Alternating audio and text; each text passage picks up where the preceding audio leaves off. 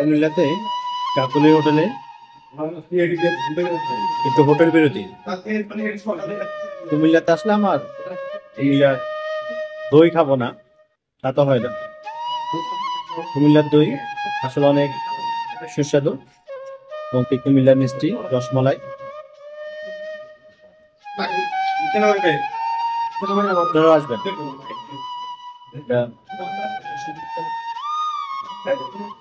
highway রোডের যে বাস যেখানে থামে যাত্রা বিরতিতে